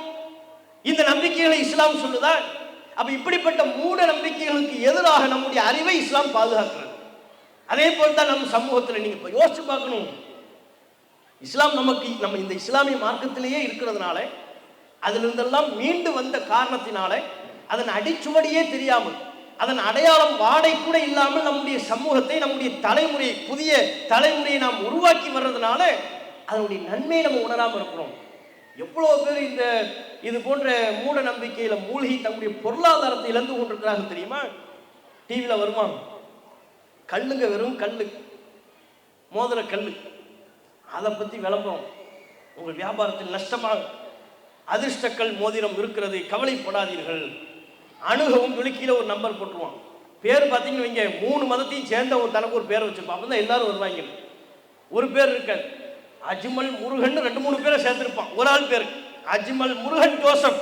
அவர் தான் என்ன செய்யறாரு, இப்போ கூப்பிடுறாரு, அதிர்ஷ்டக்கல் வியாபாரத்துக்கு கூப்பிடுறாரு. ஏன்? 3 மதத்தை சார்ந்தவர்களும் போய் வாங்கிடுவாங்கல்ல, 3 மதங்கள்ல உள்ளவர்களும் அறியாமல் இருக்கிறார்கள் அல்லவா? அப்ப அந்த அறியாமையை பயன்படுத்தி, மத நம்பிக்கை சரியாக தெளிவாக இல்லாத காரணத்தினால அதை பயன்படுத்தி பணம் பறிக்கிறாங்க. பல பேர் ஆயிரக்கணக்கில் கொடுத்துக்கிட்டு இருக்கிறாங்க. அந்த கல் மோதிரத்தை, பச்சை கல் மோதிரம் நம்ம பிள்ளைங்க போய் கடையில் வாங்குறது தான், 10 ரூபா தேராது. 10 ரூபாய் தேராத அந்த மோதிரத்தை எவ்வளவுக்கு விற்கிறாங்க? 10,000 ரூபாய்க்கு விற்கிறாங்க. அதை வாங்கக்கூடியவர்கள் பல கணக்கில் இருக்கிறார்கள், ஆயிரக்கணக்கில் வாங்கி கொண்டிருக்கிறார்கள். இந்தியா என்று எடுத்துக்கொண்டால் லட்சக்கணக்கில் வாங்கி கொண்டிருக்கிறார்கள். நம்ம யாராவது போய் வாங்கினோமா? கல்லு மோதிரம், அதிர்ஷ்ட கல்லு, கணவன் மனைவி சண்டையா, இந்த மோதிரத்தை போடுங்கள்னு நம்மளை ஏமாற்ற முடியுமா? யோசிச்சு பாருங்க. நம்ம கிட்ட சொன்னா நம்ம தெளிவா, எப்பா இந்த மோதிரத்தை போட்டா தான் எனக்கு பிரச்சனையே, ஏன் மோதிரத்தோட போனோம்னா எனக்கு ஒரு மோதிரம் வாங்கி தாங்கன்னு கேட்பாங்க. இதுல தான் எனக்கு பிரச்சனையே ஆரம்பிக்கும். நீ இதை காட்டிலாம் ஏமாத்தாதன்னு சொல்லக்கூடிய ஒரு தெளிவா எல்லாம் நம்ம கொடுத்துருக்கிறானா இல்லையா? இந்த தௌஹீத் தானே நமக்கு அந்த விழிப்புணர்வை தந்திருக்கிறது. இந்த ஏகத்துவம் தானே நம்முடைய அறிவை பாதுகாக்கிறது. அப்ப இந்த ஏகத்துவத்தை முஸ்லிம்கள் ஏற்கின்ற பொழுதுதான் தன்னுடைய அறிவை பாதுகாத்துக் கொள்ளக்கூடிய ஒரு நிலை ஏற்படும். அதே போல ஜோசியத்தின் பெயரால், வாஸ்து சாஸ்திரம்ங்கிற பேர்ல வீட்டை இடிக்கலாம். பல லட்சம் ரூபாய் செலவு பண்ணி, கோடி கணக்கில் செலவு பண்ணி இடத்த, ஒரு மெயின் இடத்துல இடத்த வாங்கி, முக்கிய பகுதியில் இடத்த வாங்குறான், வீடை கட்டுறான்.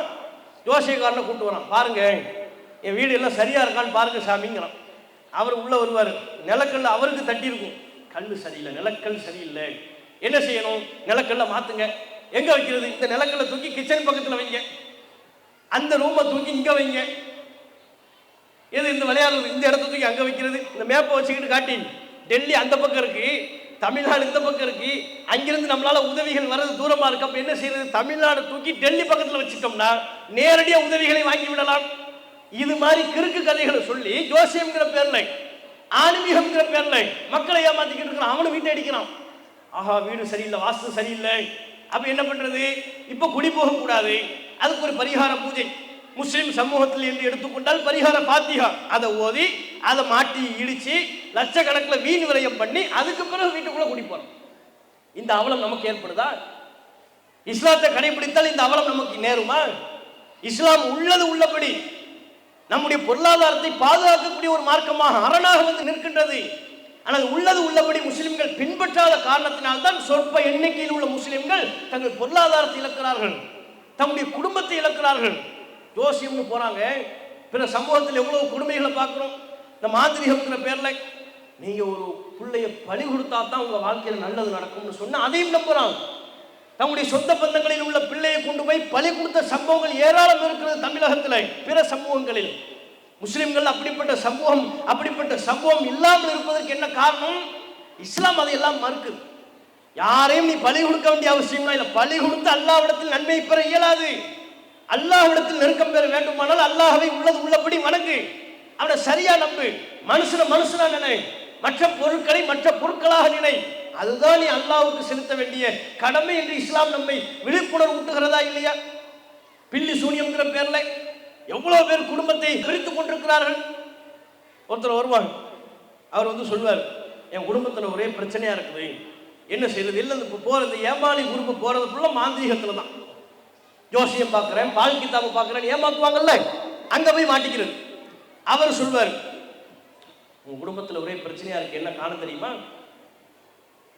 உங்க சொந்தக்காரங்களை ஒருத்தர் உங்களுக்கு பில்லி சூனியம் வச்சிருக்கிறாங்க. எங்க வச்சிருக்கிறாங்க? பஸ் ஸ்டாண்ட்ல தான் வச்சிருக்கிறாங்க. வச்சது யாரு? உன் மச்சான் தான், வேற யாரு? எல்லாம் அப்படி பணியை போட்டுருவாங்க. ஒரு சகலப்பாடி தான் வச்சிருக்கிறான். எனக்கு உங்க சகலையோட உனக்கு சண்டையா? யாரோட சட்டை இல்லாம இருக்குது இவனுக்கு? எல்லாரும் எல்லா பக்கத்துலயும் வம்பு வச்சுட்டு வாங்கி வச்சுட்டு இருப்பான். அவன்கிட்ட போய் கேட்பாங்க, உன் சகலையோட உனக்கு பிரச்சனையா? உன் குடும்பத்தில் உள்ள சொந்த பந்தங்களோட பிரச்சனை? அவன் தாப்பா உனக்கு வச்சிருக்கிறான். எங்க வச்சிருக்கிறான்? பஸ் ஸ்டாண்ட்ல வச்சிருக்கிறான். அப்படி எடுத்துருங்க. எடுக்கிறதா தான் ஒரு 10,000 ரூபாய். சும்மா போய் எடுத்துட முடியாது. அது என்ன லேசப்பட்ட காரியமா? கிச்சன்ல உள்ள பொருள் எடுக்கிற மாதிரியா? கடையில போய் ஒரு பொருள் வாங்குற மாதிரி? பில்லி சூனியத்தை எடுக்கணும்பா. அது சாமானிய விஷயம் இல்லை. 10,000 ரூபாய் செலவு. நான் தர்றேன், எடுத்துருங்க. கொஞ்சம் 1000 ரூபாய் கூட போனாலும் பிரச்சனை இல்லை, 2000 ரூபாய் முன்ன பண்ண ஆனாலும் பிரச்சனை இல்லை, அதை வச்சதை எடுத்துருங்க. பொருளாதாரத்தை இழக்கிறான இந்த பில்லி சூனிய இஸ்லாத்தில் உள்ளதா? நபிகள் நாயகம் ஸல்லல்லாஹு அலைஹி வஸல்லம் அவர்கள் என்ன சொன்னார்கள்? லா யதுகுலுல் ஜன்னத ஆக்குன், பெற்றோரை நோவினை செய்பவன் சொர்க்கத்தில் நுழைய மாட்டான். வலா முஃமினும் பிஸிஹர், சூனியத்தை உண்மை என்று நம்பக்கூடியவனும் சொர்க்கத்தில் நுழைய மாட்டான். சொர்க்கத்துக்கு போக முடியாதுட்டாங்க. சூனியத்துக்கு உண்மை இருக்கு நீ நம்புனா நீ சொர்க்கத்தில் இடமில்லை என்பது நபிகள் நாயகம் ஸல்லல்லாஹு அலைஹி வஸல்லம் அவர்களின் போதனை. அப்ப ரசூலுல்லாஹ் சூனியத்திற்கு எதிராக இப்படிப்பட்ட பிரச்சாரத்தை, ஒரு நம்பிக்கையை நமக்கு சொல்லி தந்திருக்கும் பொழுது, சூனியத்தினால கைய காலம் முடக்கலாம், சூனியத்தினால பைத்தியக்காரனாக்கலாம், சூனியத்தினால கணவன் மனைவி பிரிக்கலாம், இதெல்லாம் நடக்க முடியாது, சாத்தியம் இல்லை. நபிகள் நாயகம் அதனை மறுத்து விட்டார்கள். அது அல்லாம யதார்த்தத்தில் நடைமுறையில் அதற்கு சாத்தியமும் இல்லை. பொய்யை சொல்லி ஏமாத்துறது. நீங்க உடனடி ரியாக்ஷன் கேட்டு யாராவது ஒரு பிள்ளை சூனியக்காரனை கூட்டுவாங்க, நான் உட்காந்துருக்குறோம், ஒருத்தனை கூட்டுவாங்க, சூனியத்தில் எவ்வளோ பெரிய தேர்ச்சி பெற்றுருக்கிறானோ அவனை கூப்பிடுங்க, 1 மணி நேரம் டைம் கொடுப்போம், இங்கேயே உட்காந்துருப்போம், சூனியம் வைக்க சொல்லுங்க, மேடையில் உள்ளவங்களுக்கு சூனியம் வைக்க சொல்லுங்க. அந்த 1 மணி நேரத்தில் எல்லாரும் நாங்கள் தொப்புதடின்னு கீழே விழுந்துடும், அல்லது 1 மணி நேரத்தில் எங்களை பல பேர் பைத்தியக்காரனா மாறிடும். முடியுமா? அதெல்லாம் கேட்டுக்கிட்டு இருக்கிறோம். உடனடியாக நடக்கும்படி நீங்க ஏதாவது ஒன்று கேளுங்க, செய்யவே மாட்டாங்க. 1 மணி நேரம் வேண்டாம், 1 மாசம் வச்சுக்க, 1 மாசத்துல பண்ணு, உனக்கு என்ன வேணும்? பெரிய பில்டப் கொடுப்பாங்க, பயங்காட்டு. அதெல்லாம் எங்களுக்கு நிறைய பொருள் வேணும். என்ன பொருள்பா வேணும்? தலை முடி வேணும், வா வந்து மொட்டை அடி, இருக்கிற எல்லா முடியும் எடுத்துக்க, தேவையில்லை பண்ணு. அழுக்கு துணி வேணும், எத்தனை வருஷம் அழுக்கு அதை மட்டும் சொல்லு. 2 வருஷம் அழுக்கு போதுமா?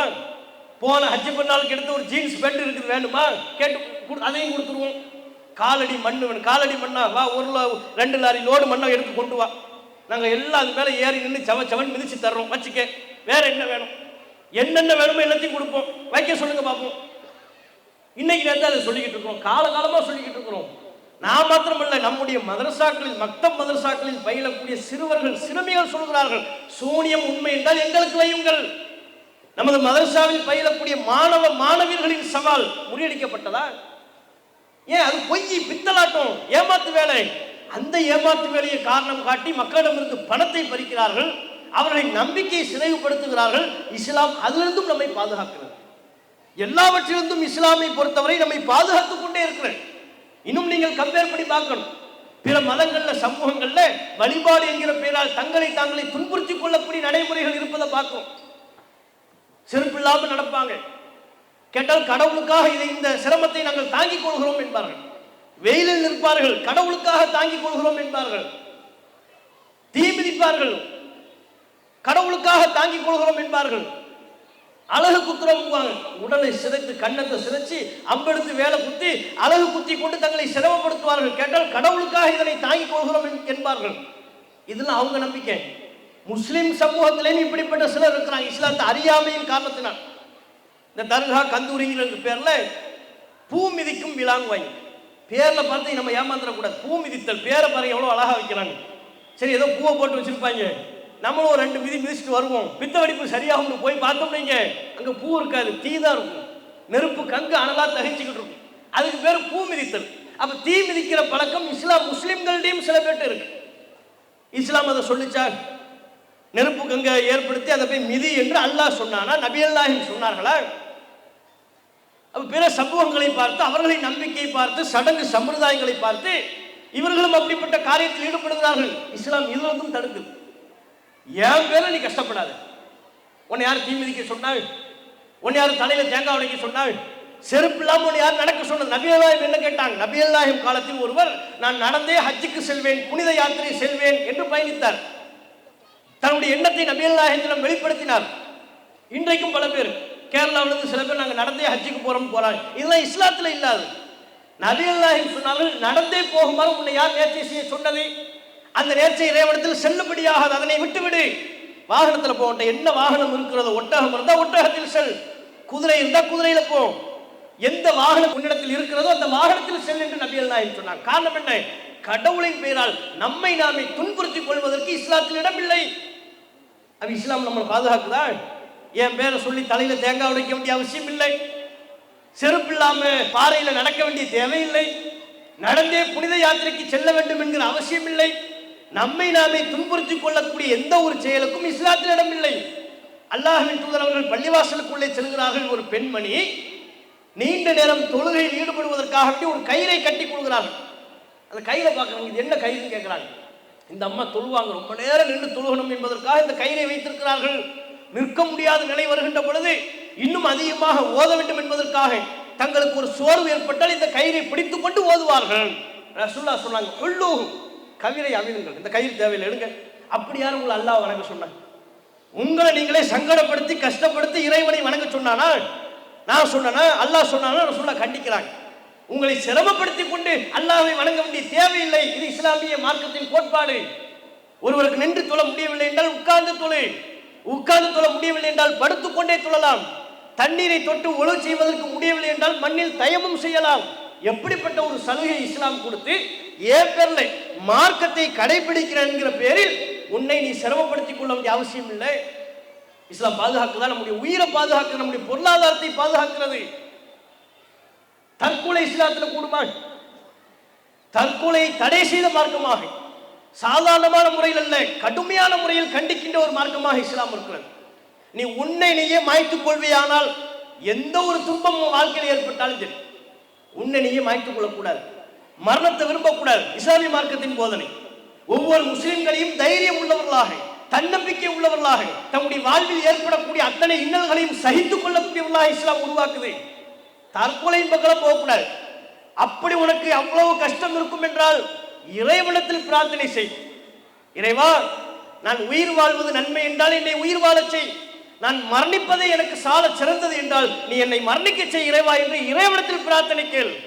அதை விட்டு கொண்டு உன் உயிரை மாய்த்துக் கொள்ளக்கூடிய முடிவை எடுக்கக்கூடாது. அப்ப இஸ்லாம் எப்படி எதிர்கொள்ள சொல்லுது பாத்தீங்களா? தற்கொலை மீறி ஒருவர் தற்கொலை செய்து விட்டால் அவருக்கு நிரந்தர நரகம் என்று சொல்லி தற்கொலை தடை செய்து அதனை கண்டித்து, அதை செய்தால் உங்களுக்கு நரக தண்டனை காத்திருக்கிறது என்று அச்சுறுத்தி அதிலிருந்தும் நம்மை காப்பாற்றுகிறது. அதனால தான் நீங்க இஸ்லாத்தை கடைபிடிக்கக்கூடிய முஸ்லிம்கள் மத்தியிலே, அது கேரளாவா இருந்தாலும் தமிழகமா இருந்தாலும் ஏனைய அரபு நாடுகளாக இருந்தாலும், தற்கொலையின் விகிதம் ஏனைய சமூகத்தை காட்டிலும் முஸ்லிம் சமூகத்தில் குறைவு. தரவுகள் இருக்கிறது. காரணம் என்ன? இஸ்லாம் அவங்களுக்கு சொல்லக்கூடிய நம்பிக்கை. இஸ்லாம் தற்கொலை தடை செய்யக்கூடிய ஒரு மார்க்கமாக இருக்கிறது. எந்த துன்பம் வந்தாலும் அதனை சகித்துக்கொள் என்று சொல்கிறது. அல்லாஹ்விடம் அதனை பொறுப்பு சாட்டு. உன்னுடைய துன்பத்தை, உன்னுடைய கஷ்டத்தை அல்லாஹ்விடம் ஒப்படைத்து விட்டு அதனை நீ இறைவனிடம் பொறுப்பு சாட்டு என்று சொல்லக்கூடிய ஒரு மார்க்கமாக இஸ்லாமிய மார்க்கம் திகழ்கிறது. இந்த வகையில் இஸ்லாமிய மார்க்கம் நம்முடைய உயிரையும் பாதுகாக்கிறது, நம்முடைய அறிவை பாதுகாத்து, நம்முடைய பொருளாதாரத்தை பாதுகாத்து. பொருளாதாரத்தில் கூட எப்படி பாதுகாக்குது? வீண் வரையும் பண்ணாத, அடுத்தவங்க பேசணும், பெருமை பாராட்டணும் என்பதற்காக வேண்டி பகட்டு செலவு செய்யாத, அடுத்தவனுடைய பொருளாதாரத்தை நீ பறிக்காத, அனைவருடைய பொருளாதாரத்தையும் பாதுகாக்குங்க. இஸ்லாமிய மார்க்கம் பொருளாதார ரீதியாக சொல்லக்கூடிய கோட்பாடுகளை ஒருவர் கடைபிடிப்பாரே ஆனால் எனக்கும் பிரச்சனை இல்லை, உங்களுக்கும் பிரச்சனை இல்லை. உலகத்தில் உள்ள எந்த மனிதருக்கும் பொருளாதார ரீதியான இழப்பு இல்லை, நஷ்டம் இல்லை. அனைவரின் பொருளாதாரமும் பாதுகாக்கக்கூடிய விதத்தில் இஸ்லாம் பொருளாதார கோட்பாடுகளை முன்வைக்கிறது. இஸ்லாத்தில் வட்டி தடை செய்யப்பட்டிருக்கிறது, மோசடி கலப்படம் கூடாது என்று சொல்லப்பட்டிருக்கிறது. இன்றைக்கு உலகமே எத்தகைய வட்டியில் வீழ்ந்திருக்கிறதோ, வட்டியை வைத்துக் கொண்டு ஒரு தனி மனிதனை சுரண்டுவது மட்டுமில்லாமல் ஒரு நாட்டின் வளத்தையும் சுரண்டக்கூடிய அவலம் உலகெங்கிலும் நடைபெறுகிறது. அதுக்குன்னே ஒரு வங்கியை ஏற்படுத்தி கொண்டு பிற நாடுகளுக்கு நான் கடன் தர்றேன், அதுக்கு பதிலாக எனக்கு நீ வட்டி கட்டு என்று சொல்லி ஏமாற்றி கொண்டிருக்கிறார்கள். அந்த வட்டி அடிப்படையிலான பொருளாதாரத்தை இஸ்லாம் தடை செய்தது. மிக தெளிவான வார்த்தை, கத ஹல்லல்லாஹுல் பைஅ வ ஹர்ரம ரிபா. அல்லாஹ் வியாபாரத்தை அனுமதித்து விட்டான், வட்டியை தடை செய்து விட்டான். வட்டி கூட தனி மனுஷனோ குழுவோ சமூகமோ நாடோ உன்னுடைய கொடுக்கல் வாங்கலை வட்டி அடிப்படையில் நீ செய்யாதே. அடுத்தவனை ஏமாத்துவது, அவன் தேவையை அவன் கஷ்டத்தை பயன்படுத்தி அவன்கிட்ட பொருளாதாரத்தை பறிக்கலாம்னு பாக்குறியா? அதுக்கு இஸ்லாத்தில் இடமில்லை. இஸ்லாம் சொல்லுது வட்டி நீ வாங்கவும் செய்யாதே கொடுக்கவும் செய்யாதே. எந்த அளவுக்கு இஸ்லாம் வட்டியை தடை செய்கிறது? அடுத்தவனை ஏமாத்தி இந்த வட்டி என்கிற கொடுமையில் ஈடுபட்டால் அல்லாஹ்வின் புறத்திலிருந்து உள்ள எச்சரிக்கையை நீ பெற்றுக்கொள், யுத்தத்துக்கு வா. சாதாரண அல்லாஹ் வட்டியை தடை செய்யலங்க. என் தடையை மீறி நீ வட்டியில் ஈடுபட்டால், வட்டி அடிப்படையில் கொடுக்கல் வாங்குவதில் ஈடுபட்டால், ஒரு பொருளாதாரத்தை வாங்கினால் என் கூட சண்டைக்கு வாங்குறான். அப்படின்னா எந்த அளவுக்கு அல்லாஹ் வட்டியை தடை செய்யறான்? தன்னோட யுத்தத்திற்கு வா என்று அறைகூவல் விடுக்கக்கூடிய வகையில் அல்லாஹ் வட்டியை தடை செய்கிறான். அப்ப இஸ்லாம் சொல்லக்கூடிய இந்த முறை பின்பற்றப்பட்டால் வட்டி அடிப்படையில் ஏழைகள் சுரண்டப்படுவார்களா? மக்கள் கஷ்டப்படுவாங்களா? ஒரு நாடு திவாலாகக்கூடிய நிலை ஏற்படுமா? எதுவும் ஏற்படாது. இந்த கஷ்டத்திலிருந்து இஸ்லாம் நம்மளை பாதுகாக்கும். பொருளாதாரத்தை வீண் விரயம் பண்ணாத, பகட்டுக்காண்டி செலவு பண்ணாத, அடுத்தவனை பாராட்ட வேண்டும் என்பதற்காக செலவு செய்யாத. வலா துபத்திரு, பொருளாதாரத்தை வீண் விரயம் செய்யாதீர்கள். இன்னல் முபத்திரீன கானு இஹ்வான ஷயாத்தீன், வீண் விரயம் செய்பவர்கள் ஷைத்தானின் சகோதரர்கள். இன்னைக்கு அதுதானே நடக்குது. திருமணம்ங்கிற பேர்ல அவ்வளோ வீண் விரயம், பகட்டு, ஊர் முழுக்க பந்தல் போட்டு பல்வேறு செலவினங்களை செய்து சாப்பாடுக்கே பல லட்சங்களை செலவு பண்றான். கேட்டா எல்லாரையும் திருப்திப்படுத்த அப்படிங்கிறான். நீ போடுற சாப்பாடை சாப்பிட்டு எல்லாரும் எந்த காலத்துல திருப்திப்பட்டான்? உன்னை புகழ்ந்து பாராட்டி மாலை போட்டு பாராட்டு பத்திரம் எழுதி கொடுத்துட்டு போனானா? நீ எவ்வளவு லட்சத்தை செலவு பண்ணி விருந்து கொடுத்தாலும் போகும்போது ஒரு சொல்லிட்டு போவான், எல்லாம் சரிதான், சாப்பாடுல 2 கல் உப்பு கூட, 3 கல் எடுத்து அவன் தலையில போடணும், 2 கல் உப்பு கூடிருச்சுங்குவான். நடக்குதா இல்லையா? எல்லாம் சரிங்க, ஏங்க பிரியாணியை போட்டீங்க, அங்கங்க பிரியாணி சாப்பிட்டு அட்டாக் வந்து போய் சேர்ந்துக்கிட்டு இருக்கிறான், இந்த நேரம் பார்த்து பிரியாணியை போடுறீங்களங்க சொல்றானா இல்லையா? நீ எல்லாத்தையும் சேர்த்து கொடுங்க, பிரியாணி வேண்டாம், நெய்ச்சோறு வேண்டாம், வெறுஞ்சோறு காய்கறி கொடுத்து சாப்பாடு கல்யாணம், அப்போ மட்டும் உங்களை பாராட்டுவானா? அப்போ வருவான் கஞ்சப்பை, இந்த சாப்பாடை இவனை கேட்டோமா நம்ம? எப்படி நம்மளை ஏமாத்தலாம் பாருங்க. இந்த வெறுஞ்சோறு சாப்பிடுவாங்க, அங்கேருந்து இங்கே வந்தோம் சொல்வானா இல்லையா? 3ஐயும் சேர்த்து கொடுங்க, ஒரு பக்கம் பிரியாணி, இன்னொரு பக்கம் நெய்ச்சோறு, இன்னொரு பக்கம் வெறுஞ்சோறு, எல்லா பந்தி அவரவர் விரும்பக்கூடிய பந்தி அங்கே இருக்கிறது. உங்கள் நோக்கம் என்ன? எல்லாரையும் திருப்திப்படுத்த வேண்டும். திருப்தி பற்றுவானா? வெளியே மைக்கு கொடுத்து 2 பேர்ட்ட கருத்துக்கு 4 பேர்ட்ட கருத்து கேளுங்க. நீங்க சொல்லுவீங்க 4 பேர் நம்மள 4 விதமா பேசிடக்கூடாதுல்ல. அந்த 4 பேர்ட்ட கருத்து கேளுங்க, என்ன சொல்வாள்? பணக்கார திமுருங்க கொழுப்புல அலையிறாங்க பாருங்க, பிரியாணியா நெய்ச்சோரா ஒயிட் ரைஸா, நம்மளை இப்போ குழப்பறாம பார்க்க எந்த பந்திக்கு போறதுன்னு கேட்பானா இல்லையா? அப்ப நீங்கள் எதை சொன்னாலும் குறை சொல்வார்கள். மனிதர்களை திருப்திப்படுத்தவே இயலாது. நம்மை படைத்த இறைவனின் திருப்தியை பெறுவதுதான் நமக்கு இலக்கு. அல்லாஹ் சொன்னபடி நம்ம வாழ்க்கையை நம்ம அமைத்துக் கொண்டால், நபி அல்லாஹிம் நமக்கு சொன்ன போதனைகளுக்கு முரணாகாத விதத்தில் இஸ்லாம் நமக்கு சொல்கிற அறிவுரைகளை நாம் பின்பற்றினால் இந்த உலகத்தில் பல நன்மைகளை பெறுவதோடு, நல்ல கவனிக்கிற, இந்த உலகத்தில் நமக்கு பல நன்மை. நம்முடைய பொருளாதாரம் பாதுகாக்கப்படுது, மானம் பாதுகாக்கப்படுது, அறிவு பாதுகாக்கப்படுகிறது, உயிர் பாதுகாக்கப்படுகிறது. இந்த எல்லா விதமான நன்மைகளை உலகத்தில் அனுபவிப்பதோடு நாளை மறுமையிலும் வெற்றி பெறலாம். அதற்குத்தான் முஸ்லிம்களை கூப்பிடுவோம். அதுக்குத்தான் இந்த அந்த செய்தியினை சொல்வதற்குத்தான் இந்த மாநாடு. முஸ்லிம்கள் என்று பேரளவில் இருந்து விட்டால் அல்லாஹ் நாளை மறுமை நாளில் உங்களை சொர்க்கத்தை அனுப்புவதற்கு உங்கள் பெயரை பார்ப்பதில்லை, உங்கள் தோற்றத்தை அல்லாஹ் பார்ப்பதில்லை.